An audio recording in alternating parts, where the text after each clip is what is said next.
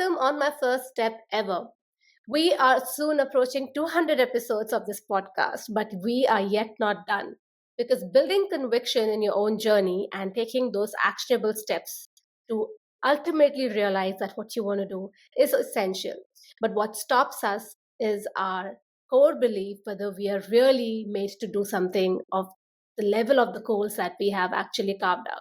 Now, what is more important is to understand there is a lot of ups and a lot of downs in everyone's journey. So, the success that you see, the success definition that you see around you, it depends on a lot of things. But today on this podcast, we have someone who has lived an amazing life in the sense that he has carved out a niche of his own and built a character so strong that he is able to face the ups and the downs in the way that can bring the best out of him in every situation. Please join me in welcoming Alan Lazaros. Thank you for having me. First and foremost, I am very grateful to be here. I do not take it lightly. I think it is an honor and a responsibility talking into someone else's life. So anyone watching or listening, I will not waste a second of your time. Thank you so much for having me. I appreciate it. And I'm going to give a sneak peek about you to our listeners today, about the guest speaker. So I know that today is someone, we are going to hear the story of someone who truly defines what it means to turn pain into purpose. Now, because we know that when you were 2 years old, you lost your birth father in a car accident. And at 26, you found yourself nearly in a fatal car accident. But that was the turning point of your life. And I think that says a lot, and that there's a lot that must have happened between those years. So from that moment on, Alan began searching for deeper meaning and beyond success about life. And that's when he turned towards personal development. So today, Alan is the founder and CEO of Next Level University, a global top 100 podcast, helping people around the world reach their own unique potential in health, wealth, and love.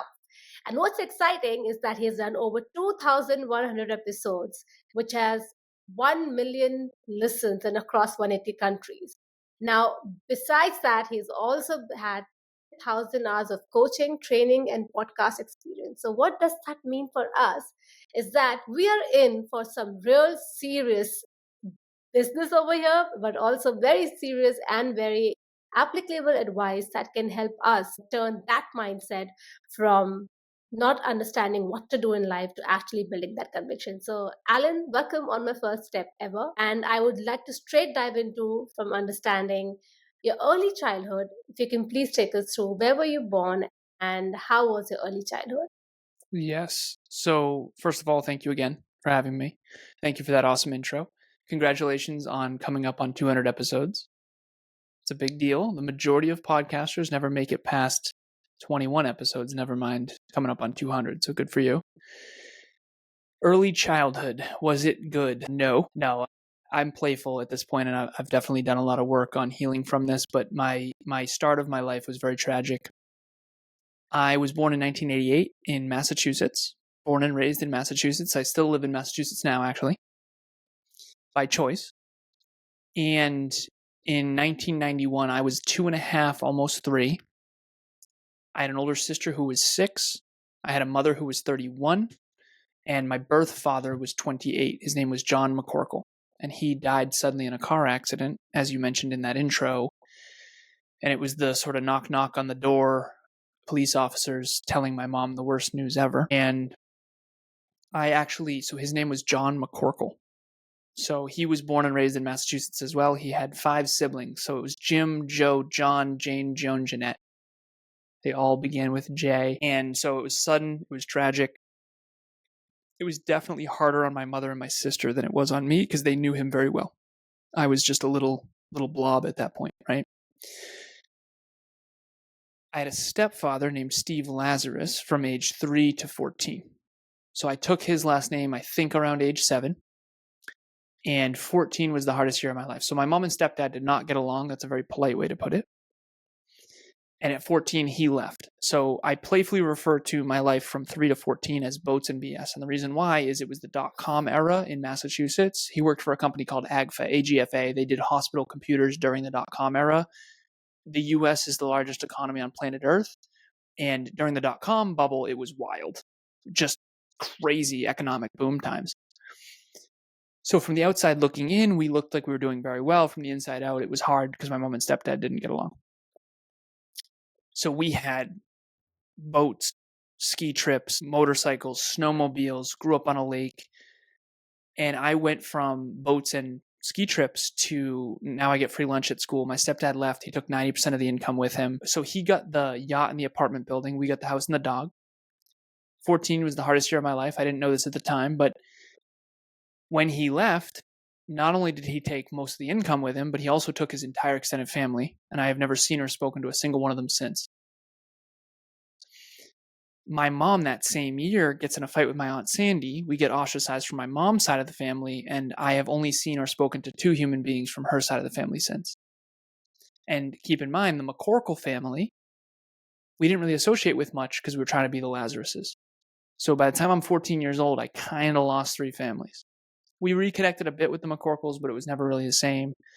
So just a tough start all around. Stepdad leaves. I go from boats and ski trips to I get free lunch at school now because our income is so low. We don't have cable. My mom trades in a BMW for a little Honda Civic. How do we keep the house in the family type of thing? And I went from I hope I get into college. My dream college was WPI, Worcester Polytechnic Institute. It's kind of like a mini MIT. It's an engineering school. And it was $50,000 a year, and this is back then. So I went from I hope I get in to even if I do get in, I can't go because we can't afford it. So I bootstrap my way through high school. I get straight A's through all of high school. I get what's called the President's Academic Excellence Award. It's behind me, signed by George W. Bush. And I get all the scholarships and financial aid that I could. I got into WPI, get my computer engineering degree, graduate with high distinction, get my master's in business, and it's off to the races. So I did the traditional path. I did kindergarten, preschool, kindergarten, elementary school, middle school, high school, college, corporate, the American dream. And I did I had a lot of success in corporate. So computer engineer with a master's in business. It was iRobots, Instata Technologies, Oz Development, eventually landed a company called Cognex. There was a couple in between there too. I was an inside sales engineer for a company called Cognex. They sold industrial automation equipment, machine vision equipment into manufacturing facilities all across the world during the automation boom in the 2012, basically to 2015-ish. And I did inside sales engineering team, started an inside sales engineering team there. And then I got promoted to outside sales engineering, and I did Vermont, Connecticut, and Western Massachusetts. So big companies like General Electric, Frito-Lay, Ben & Jerry's, all these different types of manufacturing companies. And those were my clients. Then I get in my car accident. So I'm 26 at the time. I'm a global 1% earner. I make almost 200 grand a year, global, not US. The US 1% I think is 450 or something like that. But I paid off 84 grand worth of college debt in a single year. I bankrolled all my money and I put it in an investment account. I had a Vanguard account with over $150,000 in it with all different stocks and tech companies when I was in my early 20s, which is crazy to think about. I didn't know any of this was weird back then, by the way. Now I realize it's pretty weird. Pretty good. But anyways, I'm 26. It's 2015, dark winter night. I get in a head-on collision, my fault. Fortunately, no one was killed, because if anyone was killed, it would have been my fault. I was supposed to yield and I didn't. The yield sign was covered by the snowbanks up in New Hampshire. Head-on collision, 30 miles an hour. I hit a lift-kitted pickup truck. Fortunately, I was driving a 2004 Volkswagen Passat that I bought in $5,000 cash because I refused to buy depreciating assets back then. And that car totally saved my life. The airbags deployed. We were okay. No one was killed, thank goodness. But my dad died in a car when he was 28. I'm 26 at the time. And for me, this was my quarter-life existential crisis. This is the second chance my dad never got.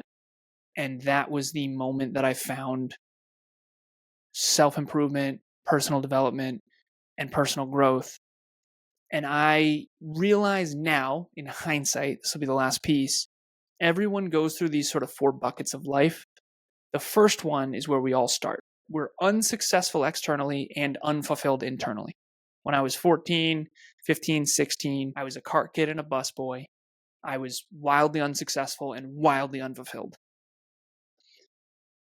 Then I became externally successful and internally unfulfilled. So I rose in corporate. I was very successful externally, but internally I wasn't fulfilled. Then I flipped the script. I started my own company after my car accident. 26, 27, 28. I was happy, healthy, productive, fitness model, fitness competitor, fitness coach, really fulfilled internally, but externally unsuccessful. I didn't make enough money, so I couldn't sustain it, which it turns out also kind of sucks. And then the last bucket is the one that almost no one gets to. And you mentioned all the coaching and stuff. I coach, train, and podcast. I call it my magic number. I have 6,761 hours of coaching, training, and podcasting. And I track it every single day. I've been tracking habits and metrics every day since my car accident at 26. I'm going to be 37 in 7 days. So that was 11 years ago. And I finally in my 30s got to the fourth bucket. And this is where most people don't get, everyone wants to get here. And I'll explain because I wasn't here for the longest time. The fourth bucket of life is when you are externally successful and it's aligned with who you aspire to be. So it's actually fulfilling. It's meaningful work that you just want to do more of. And so those are the four buckets of life. Most of us get stuck in one of the first three, and very few human beings ever get to the fourth bucket. And that's really what I help people with today. I coach business owners and podcasters on how to turn their passion into purpose, into profit. And I was just on with a client right before this. His name's Matt, and he's starting a company. I'm trying to get him into the fourth bucket. Everyone wants financial freedom, but not everyone wants to master finance. Everyone wants to be fit and healthy and strong, but not everyone wants to weight train. Everyone wants to be wildly in love, but not everyone wants to have courageous, vulnerable conversations. So to me, I try to go to the fundamentals that actually make everything work. And that's what I'm here for today. Amazing. First of all, thank you so much, Alan, for kind of opening up and letting us peep into the most challenging, as in parts of your life. It is not easy to, first of all, kind of relive that even when you're speaking. So thank you so much for kind of doing that for our listeners. And also explaining us the four buckets, the concept that you have shared, which is quite true. And I believe our listeners are in any of these phases in their life today.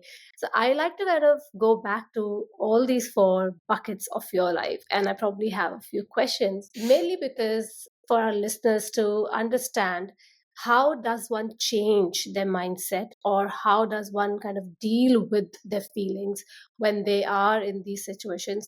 And it's great to see that what you have built for yourself, not just, externally, but internally, to be honest, because I think what the strength that you derive from your mental strength, your emotional strength, and also the kind of relationship that you have now in life, I think that is pushing everything together and keeping things intact for you. So firstly, kudos to you on that.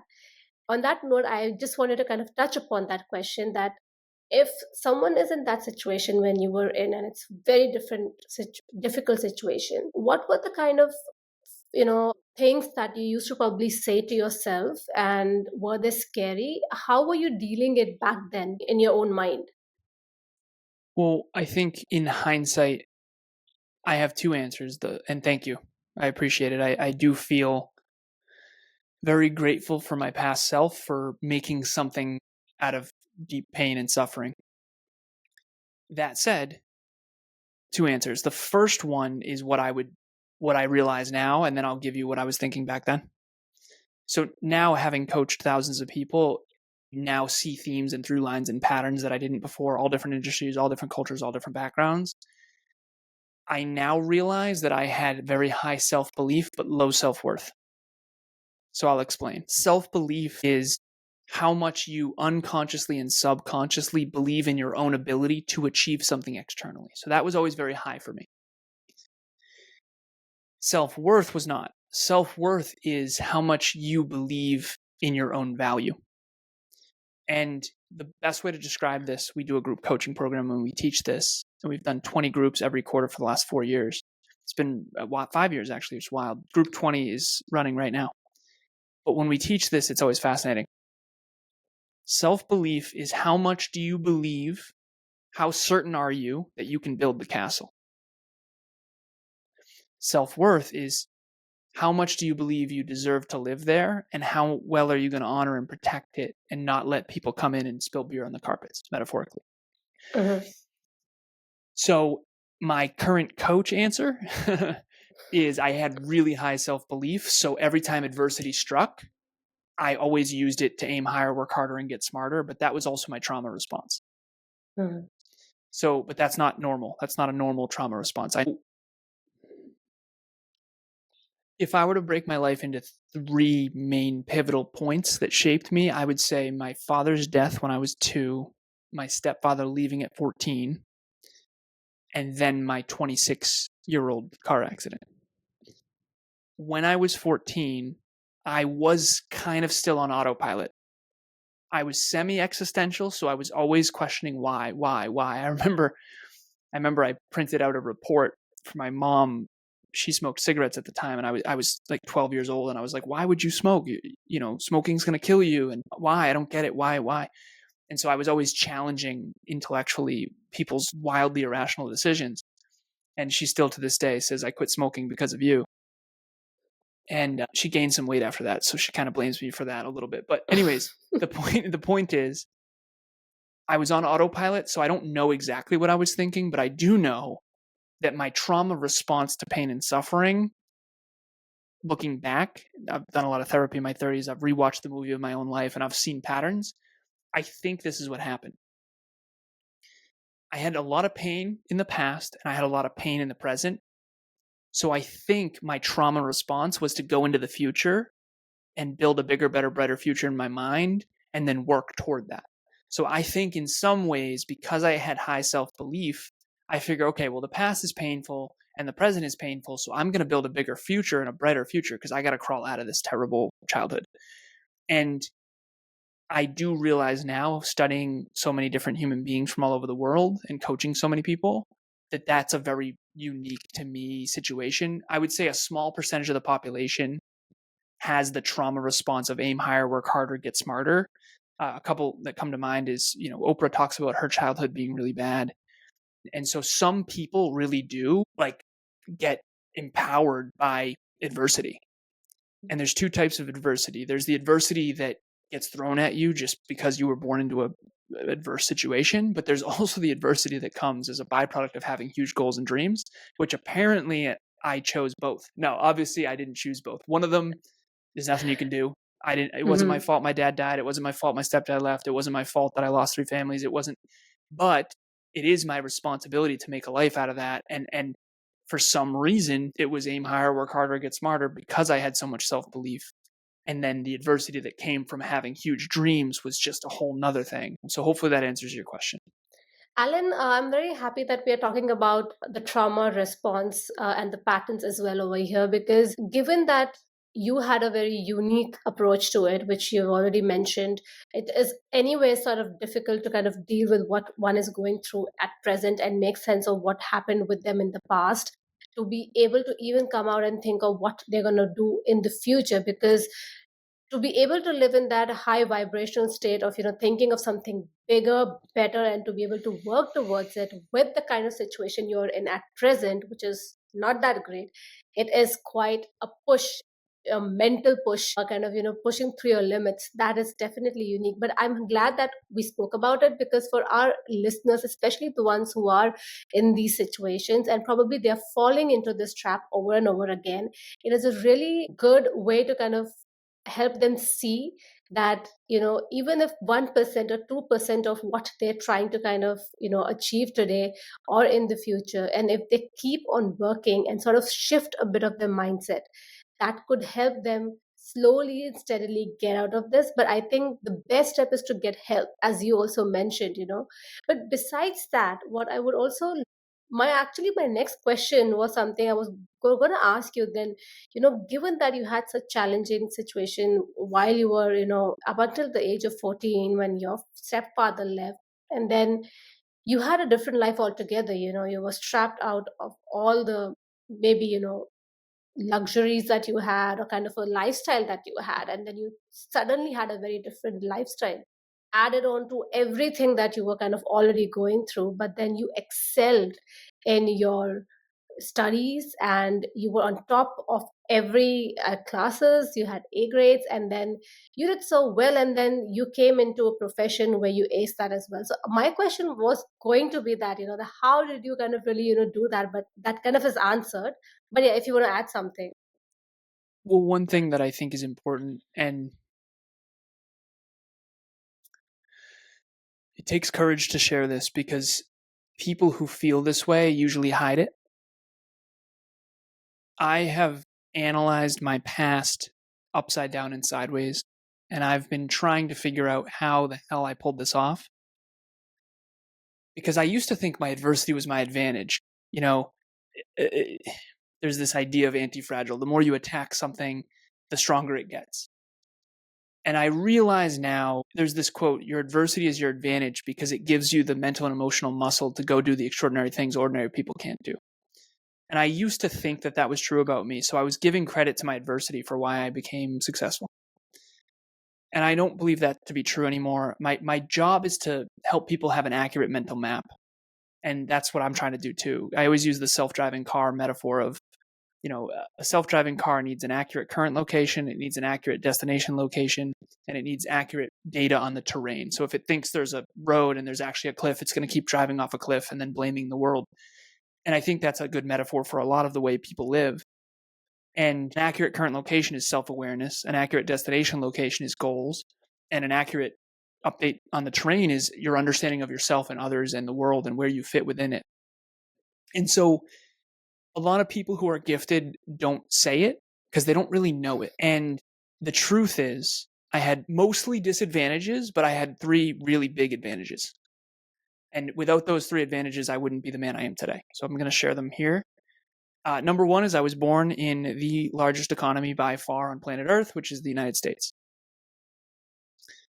In 2024, the GDP of the US was 25 trillion. The next closest was China with 19 trillion. So it's just a very abundant place, for better or for worse. And Massachusetts is a extremely well-educated part of the world where we have more schools in this one state than all of Australia combined in terms of colleges and universities. And I'm not trying to hate on Australia. Okay, that's not it. The point is I was lucky where I was born. Where I was born, I was lucky. Okay? Number 2, there's something called equal opportunity that was big during my time. Equal opportunity was no child left behind.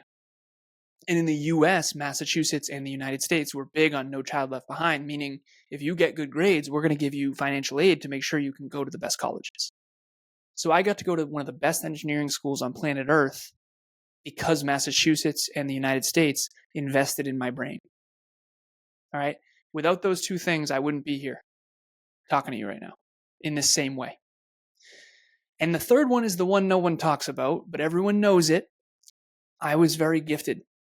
School came very easy to me. Not everything. A lot of things come very easy to me. And they kind of always have. So I was gifted and blessed with a really, really powerful mind. A really powerful, healthy brain.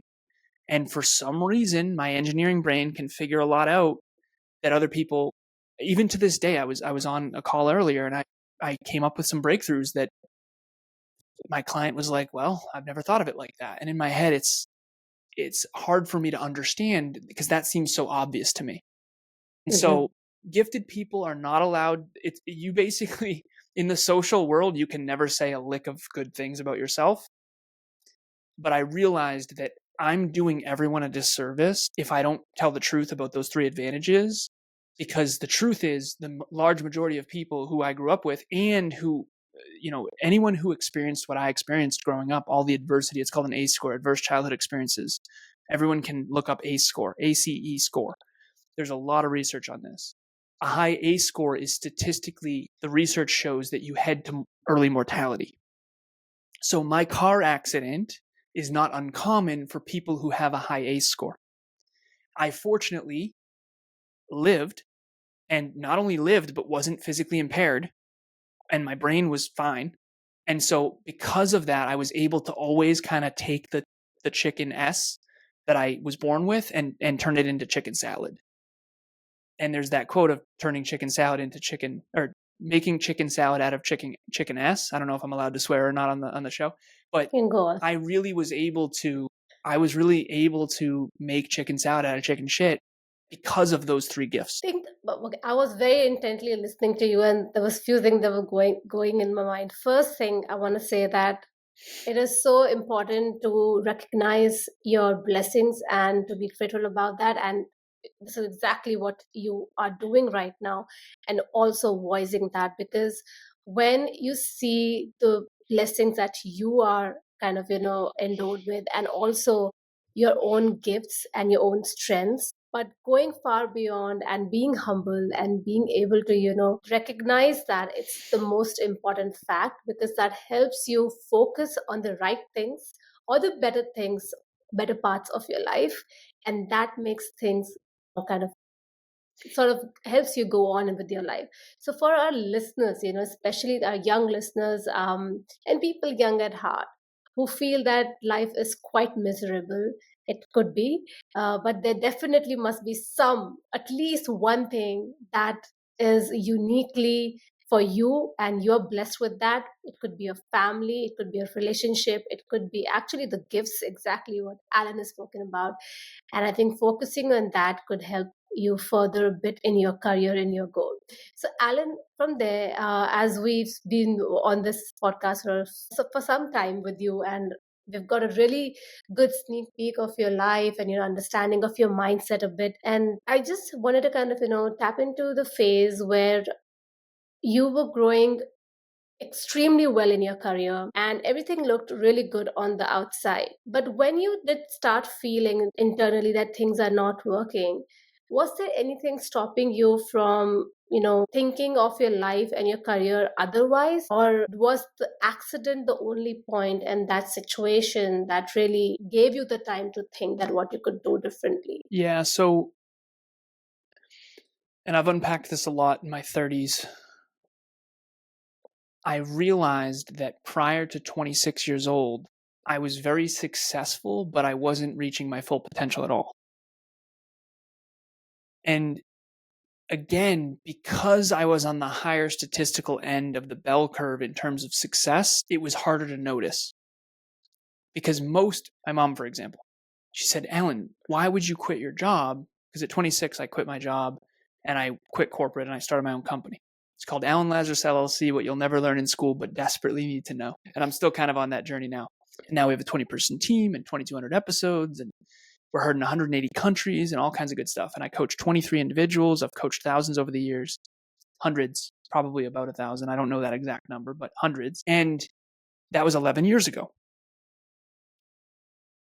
My mom said, why would you quit your job? You have what everyone else wants. You make tons of money. Like, you're set for life. Why would you quit? You worked so hard to get here. Why would you quit? And the truth is, I'm not even scratching. I'm going to hold this duality. Duality means you hold two seemingly opposing ideas in your consciousness simultaneously. So on one hand, she's right. I was a global 1% earner. I had more than enough money. I was financially free. I was on my way to being a multimillionaire. And I was in my early 20s and I had my whole career ahead of me. And my truth is I was barely scratching the surface of my true potential. I might have been successful compared to others, but to me, that didn't matter. What matters is my potential. And I rested on talent. I mean, honestly, I got straight A's in high school, but I didn't have to try that hard. And I graduated with high distinction in college, but I also partied too much. So to me, that what matters inside in terms of fulfillment is how much I think you get out of life, what you invest into life. Some of us are born as Michael Phelps, and some of us are born as, I don't know, Oprah Winfrey, and we all have unique gifts and talents. All of us are born with different potential. I was at a very small percentage of my true potential back then, and I wasn't putting it all on the court. And I was so disappointed in that when I faced mortality. So I decided after that car accident, I'm going to go all out. I'm going to dedicate my existence to helping others reach their full potential and reaching my own full potential. Because the biggest regret that I had was that I partied too much, I drank too much and too often, I had too much fun. I know that sounds nuts to a lot of people, but the truth is, I didn't give it my all. I didn't even come close to giving it my all. And now, 11 years later, I'll tell you what, I am putting it all on the court, and I can be proud of that, and I can sleep at night knowing that I'm doing all I can with all I have, because I think we have to earn our gifts. Because I always wondered, like, why do I get to ace every math test easily without trying? I would not even go to class and just go to the tests and get straight A's in calculus. Why? Okay, if you are gifted, great. Use it, earn it, grow it, help the world with it. Be the change you wish to see in the world. So as people make fun of me, you're so preachy. Listen, the truth is, I think fulfillment comes from meaning. And I think meaning comes from doing all you can with all you have. And I think you get out of life what you invest into it. And I'm healthy, wealthy, and in love. And I think it's because I'm putting more on the court. And at 26, I knew that I didn't. And now I'm 37 in 7 days. And 11 years later, I'm putting it all on the court. And I think that that's the truth. I think we all know we could give more. I know none of us are maxed out. And if you think you are, I would say you're probably arrogant and or you're really crushing it. But that's, to me, I want to max out. I want to give all I have. And the cool part about life is the more you give, the more you get. And the more you give, the more you grow. And the more you grow, the more you contribute. And the more you contribute, the more you make. And there's a feedback loop that's really virtuous, assuming it's not vanity and ego and status. That's an epic, I think, share that you just kind of told us about, that if you have a gift, you need to earn it, you grow it. And I think one of the most important thing that you mentioned is when you contribute, you actually grow stronger, and your radius of the way you help people and the radius of your own growth kind of really increases leaps and bounds. So Mm-hmm. thank you so much, Alan, for being so honest, so open, so vulnerable over here, and taking us through not just the situations, but how you dealt with them, and how anyone who's listening to us can really work on things and see where they can probably tweak a few things here and there in the way they think, and how they can take themselves out from a really difficult situation if they are in right now. And what was something really important and interesting that you mentioned was the four buckets of internal and external fulfillment. Mm. Coming to probably the era where now you are internally and externally fulfilled, but just before that was one particular era where I think you were internally fulfilled but externally kind of trying to get there. And I think that era is one of the most important, because that's the point where when you make that dip, that okay, I'm going to go all out, just kind of work on what I believe I want to do and make something out of it. And it is sort of scary to kind of begin something of your own Mm. and not see the results in terms of finances, because ultimately if you have a business, you want to grow that. So how did you kind of really deal with that time? Yeah, that time was brutal. So we do passion into purpose into profit. And what you're mentioning there is from 11 years ago, starting my own company to now, we bootstrapped the whole thing, no external investment. And in the first 2 years, Kevin and I, so 10 years ago, coming up on 11 years ago, I started something called Alan Lazaros LLC, what you'll never learn in school, but desperately need to know. And I wanted to inspire, motivate, and educate people on personal development, self-improvement, personal growth. And I had money in my Vanguard account and stocks, and I had a bunch in the bank account from my corporate job. And that lasted me a long time, luckily. And I made some money. I gave speeches and I spoke at colleges and high schools, and I made some money, but I didn't do that well. Good luck getting speeches at high schools and colleges with that tagline: what you'll never learn in school but desperately need to know. Here, let's hire this guy who's going to teach you everything we're not teaching you, right? Dumb. But I wanted to bring personal development to the masses. So that was my passion. Personal development was my passion, and my purpose was bringing it to the masses. So passion and purpose, no profit. Passion and purpose, no profit. Passion and purpose, no profit. So the first few years, I was broke. Kevin and I started something called the Hyperconscious Podcast. So before that, I had the Conversations Change Lives podcast. It was be a fly on the wall. I interviewed people about mindset and what you're doing right now. Kevin had the Hyperconscious Podcast, change the way you think, change the way you act, change the way you live. He was my first guest. I was his first guest, and then we teamed up. And we had the worst titled podcast of all time, the Hyperconscious Podcast Meets Conversations Change Lives podcast. Yeah. We did that for 20 weeks. That's long. Yeah, it was long, too long. We did that for 20 weeks. Then we were like, you know what? We really got to go all in on one. We went all in on the Hyperconscious podcast. Then we rebranded probably 3 or 4 years in to Next Level University.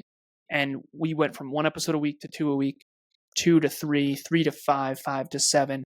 We had just both of us. Then we had a 4-person team, then a 7-person team, then a 12-person team, then a 15-person team, then eventually a 24-person team. Now we're down to 20 because not everybody is supposed to be on the mission. And there was expansion and contraction in there for the last however many years. My point with all this is the first few years Kevin and I got together, I have all the numbers on this because I track all our metrics. In the first 2 years since Kevin and I teamed up, we only grossed total in $13,000. Oh, okay. Right. Okay. That's 2 people who both had 6-figure salaries in corporate. Luckily, we had saved a lot of money because you can't live in Massachusetts on $13,000 between the 2 people. Mm-hmm. So we were broke as a joke. In the last 2 years, if you talk 2024 and what we're projected for 2025, we're going to exceed 800,000, if not 900,000. So the point that I'm making for anyone out there watching and listening, the beginning in business is atrocious. It's awful. In the world where everyone is certainty driven, everyone's going to buy a Coca-Cola because no one knows what Sam's Cola is. In the beginning, you are Sam's Cola. I coach 23 business owners. One of them is 5 times a week. One of them is 3 times a week. One of them is twice a week. The rest of them are weekly, bi-weekly, and monthly. I'm telling you right now, there is no one that business comes easy to in the beginning. Everyone on social media looks successful. Behind the scenes, trust me, they're not. If you want to survive in business, you need help. And I always tell my clients, you will make way more money long-term than you invest in me. And if I could go back, I would punch Kevin and I right in the face and I'd say, do this instead. Hindsight's 2020. Don't do it all yourself, but also don't get hoodwinked by someone who charges you 10 grand for an hour of their time. That is nonsense. My point is, those early years, I was happy, healthy, and productive. I was chasing my passion of fitness modeling, fitness competitions. I was a fitness coach to start, which was really cool. And I made some money, enough to survive. So the beginning is about survival and building a brand. And then the tail end is about scaling. But you can't start out with the scaling mindset. You have to start out with, listen, I'm going to do my passion and my purpose. Passion is, this is what I'm obsessed with. Purpose is, this is how I help people with my obsession. And then profit comes third. So listen, profit can't be first. Otherwise, you're in trouble and you have the wrong expectations. But it also can't be 10th. You have to make a profit if you want it to snowball. So when we made 13,000, we had to reinvest some of it to make more. We went from 13,000 to 34,000, 34,000 to 83,000, 83,000 to I think we hit 160,000 the next year. Then we went to like 250. We had 119% year over year growth for 4 years there, especially after COVID when everyone went online. We now produce 70 podcasts and we work with 116 podcasters and business owners. That started from 1. This is amazing. Thank you. Broke as a joke, 2 losers who were made fun of for quitting 6-figure salaries. And now we have a 20-person team and all this success. The point that I'm making for anyone out there watching or listening, if you're stuck and you're fulfilled, but you're not successful yet, you got to find a way to survive long enough to thrive. And that's such an important point that you've made over here. And I think you've taken us through in the depths and the details of how it really works out in the first couple of years when you're starting out something of your own. And a very important truth that you have shared over here is that help is needed. And the help from the right person is needed, because there's a lot that we hear, that this is one person who's done everything from the beginning, scratch on his own. That doesn't really work that way in my understanding from what I've seen. Yes, it may be the brainchild of one particular person. They may have all the strategy and idea, but you cannot be doing everything just by yourself when you're kind of creating a business. So thank 100%. You so much, Alan, for putting that out there, because you have lived that part with your co-founder, and now you definitely have a really successful business. But then that comes from the foundation of really working through with your passion, working with the right people, and not giving up on the way. So, thank you so much, Alan. It was so amazing chatting with you. Given that you're in this quadrant where very less people reach the external and internal fulfillment and happiness, it will be really interesting to know from you because you are living that part of your life. How does one sustain this part, because it is challenging to kind of keep going on as well? Yeah. Okay. So I'm going to speak specifically to anyone who wants to start a business, and then I'll speak to everybody.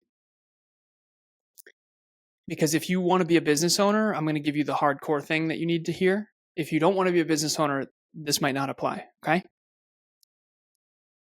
If you want to be a business owner and you want to take responsibility for your own brand and your own business, and you're an actual entrepreneur, not just a entrepreneur, you need to hear this. Success makes life harder, not easier.